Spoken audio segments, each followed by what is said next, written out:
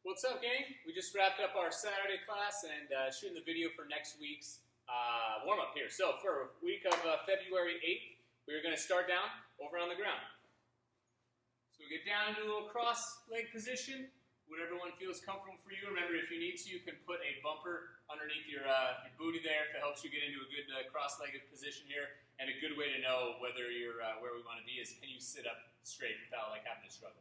So find that first, and then we're going to reach over the top, try and get to a straight arm overhead, and then if you want to use your other leg to kind of pull against, you can. But you don't have to strain or use too much force momentum. Get to a good reach on both sides, and then fold forward. 5 times.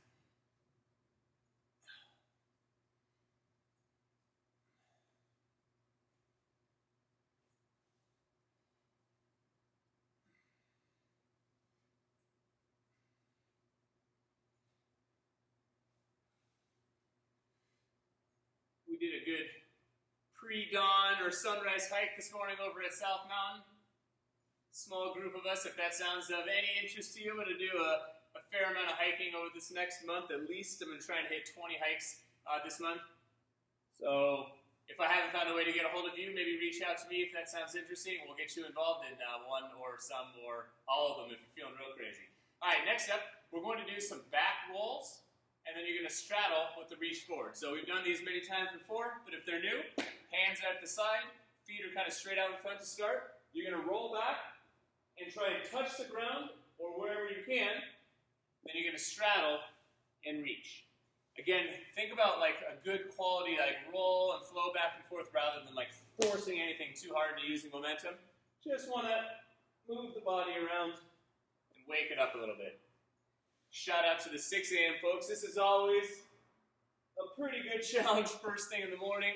So much respect to you guys for making it happen.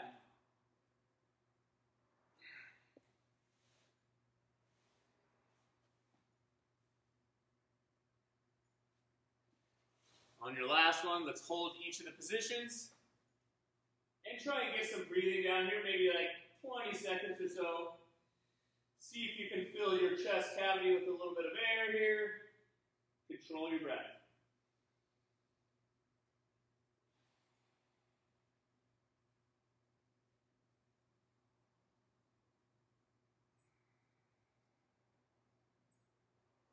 Same thing.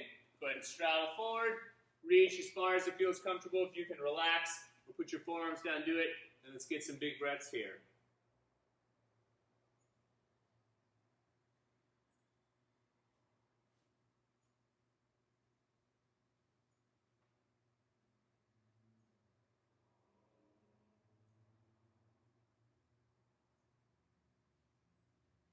From here, I want you to gracefully transfer to this kind of tabletop position, hands and knees here, and we're going to do some thread the needle. So take your right hand, place it underneath your chest. You're going to reach through as far as you can with your left arm, and then you're going to rotate and bring it up overhead. Again, all control, no momentum. Try and actively reach either direction. Then we're going to do 5 times. I like to try and inhale as I reach up overhead and then exhale as you reach under. Go ahead and switch arms.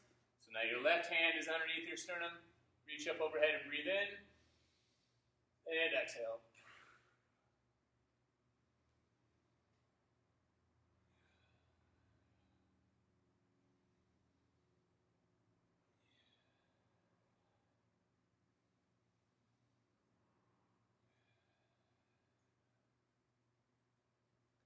After we get 5 of those, we're going to push back into a little bit of a downward dog position.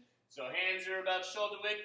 You're going to push your hips back and up, and think about trying to get your chest to just lightly kind of bounce here towards your knees, almost like you're trying to get your ears to be able to peek in front of your biceps, kind of like a locked out position when we're doing pressing work.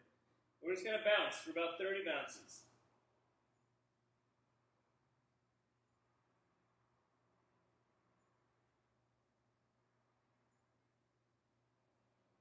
After you finish the bounce, wherever your end range of motion is, hang out there, and again, let's get a few breaths.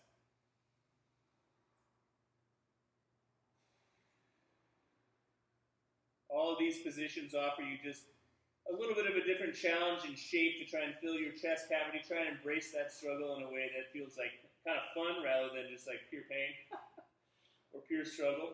It's like, how do I relax the right areas even though they feel tight and still get some breath?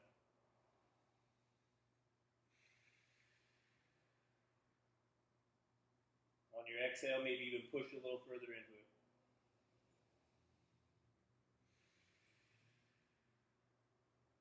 Nice. What do we have next? Some squat bounces, of course. So, down to the bottom of the squat, and we're bouncing. Start with the flat feet if you can, and then maybe we'll freestyle a little bit if it makes sense to come up onto the balls of your feet.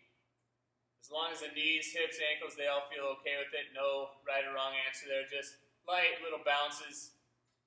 Trying to embrace that elasticity you have there, natural rebounding. Maybe you can go back to the squat stance. Maybe we're a bit narrower than we were before. Every time you make an adjustment with where your feet are or how they're oriented, it's going to give you another challenge. So, just to keep it fresh, it's always fun. If you've been in the evening classes, I'm usually about the same thing, going through the third or fourth iteration of the warm-up. So we start to mix it up a little bit. It keeps it fun. All right, stand up. We're just going to get some arm swings. We did these last week. We're going to do them again today and this week. So thumbs are leading as you go out. The palms go up. As you go across, they cross back over with palms down. And I like to mix which arm goes over the top just to give your brain a little bit more of a wake up. You go with what feels right. Then we're going to transition from side to side to front and back. So as you're doing this, I like to try and get the body all the way involved, so you're hinging at the hips very much like a kettlebell swing or a broad jump. But as you go up overhead, keep your abs tight and allow a little bit of that stretch right through the lats, maybe even into your triceps there a bit, up overhead. If you can manage to keep the arms pretty straight, you're going to get a little bit more out of it. Let the arms hang. And then last off, arms stay straight. If you want to go up top like a zombie, that's cool. But we're just going to do some waves at the wrist. So again, the challenge is to keep the elbows fully extended and then only move through the wrists. Gives you that deep burn through the forearms. You're like, why is this so challenging for how subtle and easy it is? But we're just learning to get some control at the wrists and not like take up the slack in other parts of your body. After you get about 5 to 10 one way, send it back the other direction. And to the extent that you're able to build some control and conditioning here, healthier wrists makes for easier handstands or push-ups or barbell work overhead, or even starting to resolve maybe some little aches and pains that you have in and around the wrist and elbow joints. Enjoy the rest of your workout.